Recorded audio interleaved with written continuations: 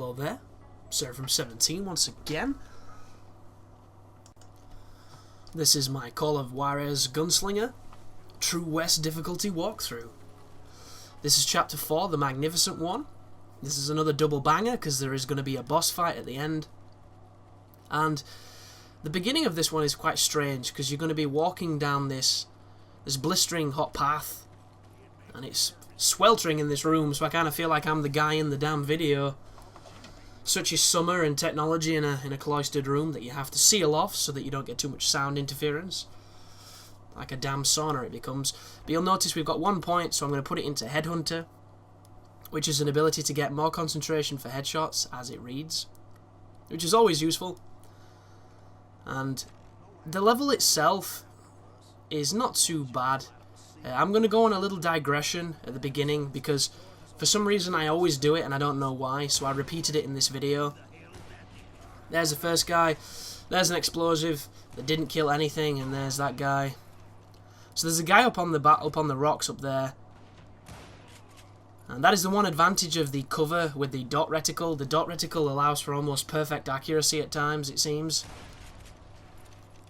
But it's one of those things where it can be awkward to control because you have to be so up the arse of the object you're behind for it to happen. Then popping out, sometimes he'll just pull his gun out and stuff. It's one of those weird, I don't know, it makes me wonder what the developers think of that mechanic. Because they've obviously put it in there so that you can aim and shoot when you're in a position where it doesn't look like it's feasible for the animation to take place.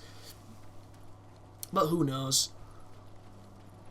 Who knows indeed. So I'm going to be running in here, and I believe all there is in this place is a secret, but I think it's a secret that I've already got. So, you know, there is some ammo and probably dynamite, so it's not all for naught. It's just one of those things where I came in and I'm like, what the hell am I doing?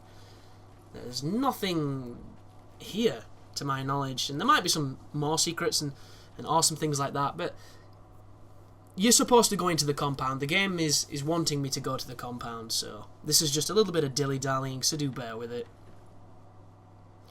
As it does happen, and it happens frequently, because, you know, that's one of the most fun aspects of a new game, when you just wander off. And it's one of the things that I think is done poorly in this game. They give you these slightly larger than average, you know, linear levels, and as soon as you walk off the beaten path, it's like, you're going too far from the storyline, you're going to fuck this up. And then it kills you and restarts a checkpoint. And some of the checkpoints on this game, not great. And that's not cool. It even affects a boss fight later on, where you're looking for some cover, you're looking for a way to get a better vantage point on your enemy, and the game is just full on saying, sorry dude, you can't go this way, you have to stay in the death zone. Which, it is what it is, and it can easily be overcome. It's just a bit frustrating that you're forced into essentially a trap. And you know it's a trap, you can see it's a trap, you've played too many games, you've seen too many films, you know. You don't need Gandalf to tell you it's a trap. You don't need the what's his face, the crazy lobster guy from Star Wars to tell you it's a trap. You know, it's just one of them things. Well, a couple of guys waiting for you on the balconies here. I'm going to use the explosive barrels and some quick headshots. We're going to be moving towards that compound in front, and the boss takes place inside that area we were just shooting at just then. But before we can get to him, there's a couple of little narration, like contradictions, where he says we go one way, so you play that way, and then he says that didn't work, so you play another way. We're going to be going into some mines, and if you're using the playstyle I'm using, which is essentially keeping as much distance as you can and hitting those headshots, hitting those quick kills, so far there's nothing here that's probably going to challenge you. I think that's a ranger that guy had, which... Wow, guys rushing us. As I mentioned, that is kind of rare to get rushed with guns. And it's one of those things where the difficulty on these games is not as high as it perhaps could be, because you know you're safe for the most. When enemies don't have dynamite, you know they're just going to sit in cover and shoot at you. They're not going to suddenly decide to come and flank you or push you out of cover, because the AI just isn't that sophisticated. And one of the mad props about the new consoles when they're talking about the power of the systems and everything is AI is going to be better. They're hoping for you know, more realistic AI, and putting some of that power towards making the computer smarter, which is always a cool thing, unless you're super paranoid and you're thinking Skynet, which, you know, if that's going to happen, we're all fucked anyway, so you can't really give it too much thought. But single player is, you know, is one of the reasons games exist, but multiplayer is definitely the larger focus for a lot of studios nowadays. But AI still is important, and the fact that they're improving it is something I'm really excited for, because games that have good AI, they're more fun to play, you know. As much as I enjoy deconstructing, you know, scenarios to break the AI and to make it easier to play, I appreciate when a game kicks your ass for intelligent reasons. And one of my fondest memories of good AI is Fear, when I played the original Fear on PC, because I'd never seen enemies move like they do on that game. Like, even to this day, the AI on Fear is great, because they flank, they move positions, they respond. And at the time, it was really good. It was so different, because a lot of first-person shooters used to have the same trope of, you know, aim at the spot where the guy is, and then he bobs up and you shoot him in the face. On Fear, if you aimed at the spot where the guy was, he would flank around you and kill you from the side. It's stuff that is in other games, and other engines do have great AI, but every so often one just turns up that is just merciless and great. Ninja Gaiden 2 is a good example. You put that on Master Ninja and those enemies are so mean. Like, even on standard difficulties, those enemies are mean, and they learn too. And I read a post saying that the werewolves in the, I think it's a Florence level, when you're in Italy, and there's all the canals and stuff, it's like Venice. Apparently, if you run away across the water, the first few wolves will kill themselves trying to follow you, follow the pathing. But as soon as a few of them start to die, the other wolves will not follow you into the water. They learn from the deaths of the comrades, and they'll actually throw bodies at you or try and flank around. They realise that it's not working, and then they adjust and they try and get to you. It's so much detail and so interesting, because all that is programmed. It's all a probability scale on what your character's doing, where your character is, and in what state your character is. It's fascinating stuff that I really don't know anything about, but I'm glad there's a lot of, you know, intelligent people that are making strides in that direction. Because I'm a single player gamer, that's my main focus. I like multiplayer and I enjoy multiplayer, but I'm a single player guy. And I appreciate that a lot of people don't really understand that. A lot of people are just multiplayer and nothing else, balls to the wall. But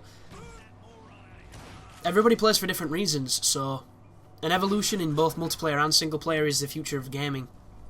And I find it really exciting.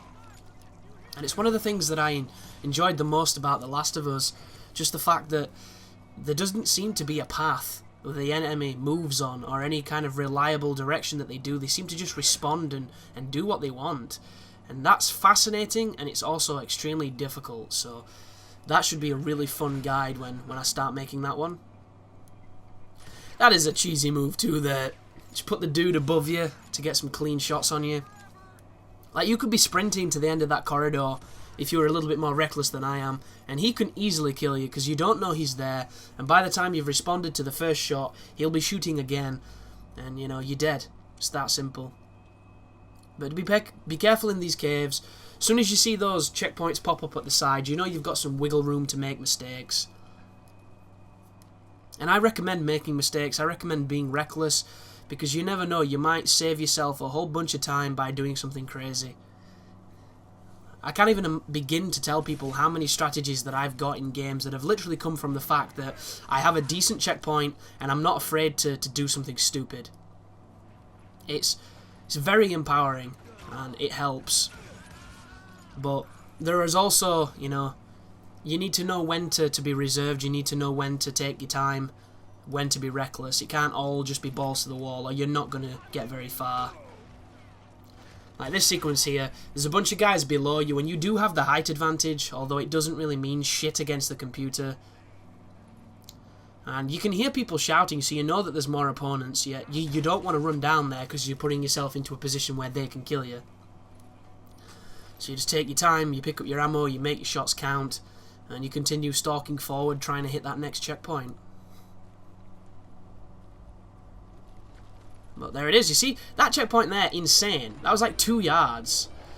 This is a moment where you can be killed if you don't move out of the way of the environment. It only happens a few times, but every time it happens, I forgot what was happening and then remembered, sometimes almost too late. So, you know, learn from my mistakes, because those things nearly hit me every time. Because my short-term memory is dog shit, guys. It really is. My long-term memory is great, but my short-term memory is atrocious. And people might be like, oh, it's because you smoke too much weed, or because you do this, you do that. And it's like, well, not really. You know, I might drink a little bit too much coffee, but every other, you know, fun drug and what have you is just not something I partake in that much. I like a drink every now and often, but a bit of paracetamol. I've got no excuse to have a shit, you know, short-term memory. I just do. And you know, we all have our crosses to bear, and mine is that whenever somebody told me some important fact about something in history, 30 seconds later I'd completely forgot what the fuck it was. Yeah, porn star names, and boom, they're all there. It just, you know, doesn't make any sense. And I hope for a day where we can moderate what we remember, or at least learn things Matrix-esque to make up for the fact that we have, you know, shit capacities for things. And I always think, a funny story right there, I think you're meant to die.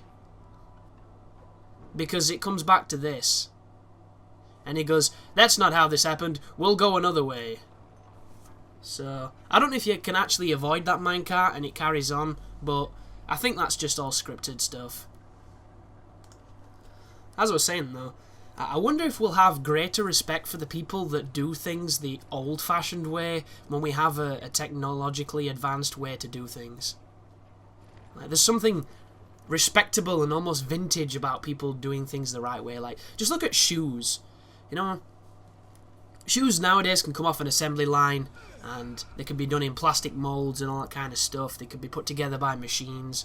But there's also those places where there's a guy, an old-fashioned guy, generally slightly balding with a mustache, who just beats the shit out of shoes like a cobbler, who just knows how to do these things that we learned many years ago and were passed down.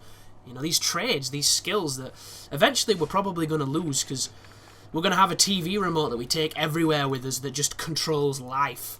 You know, there's not going to be any waiting for buses. There's going to be press 2 for bus, press 3 for pizza, press 4 for, like, fucking diabetes injections because we're all fat and sugar-filled. Like, it makes me wonder, like, learning a language. Learning a language is a very hard thing to do. Some people have more of an affinity for it than others. And it's a valid skill, but it's also something anybody can do if they dedicate enough time to it. Because that's the way the human brain works. And it makes me wonder if we can just download a language, you know, like a Rosetta implant into our cerebral cortex. If we immediately learn that language, what will happen to the people who learnt it the traditional way? Will there be any kind of friction between, you know, these synthetic languages against the organic languages? It always makes you wonder what type of shit that would be. Because just look at Dark Souls. You know, you have a community of people who are against save editing. Some people are against it for the principle because they believe it's cheating. Other people are against it because they just want to be against it. There's a lot of different opinions for it. Like, I look at a save editor as a time saver, and at this moment in time, it allows me to make any kind of build as quickly as possible because I don't really want to play PvE when I'm in a PvP mood. You know, I want to do what I'm in the mood to do. Sometimes I love playing PvP. But when I want a PvP, I want to be able to do it then and there. I don't have to want to do, you know, a million hours worth of player versus engine just to build something so that I can do what I originally wanted to do. Because of YouTube, you know, because of real life responsibilities, I don't have the time I used to have where I could just sit on ass and watch every single episode of 24 in a fucking sit-in while I build a PvP character. So, to me, those save editors are a reflection of you. You know, those save editors are like a gun. Some people buy a gun for display purposes. Some people buy a gun so they can go hunting with it. Some people need a gun so that they can live through hunting, unless they can't, you know, fashion a bow. There are other people that buy them just because they enjoy them. And, you know, they take them to a firing range. And then you have those people who buy them because they want to rob a bank. Or you have those people who buy them because they want to kill their wife. You know? It's a reflection of you. It's a fucking mirror. And I can understand the arguments that say it's cheating because it's not something that's intended by the game. But at the same time, it's one of those things where we have access to it. It's something that people have learned how to do, and if this was on PC, this is something that happens on PC every day. This is a part of gaming culture on PC.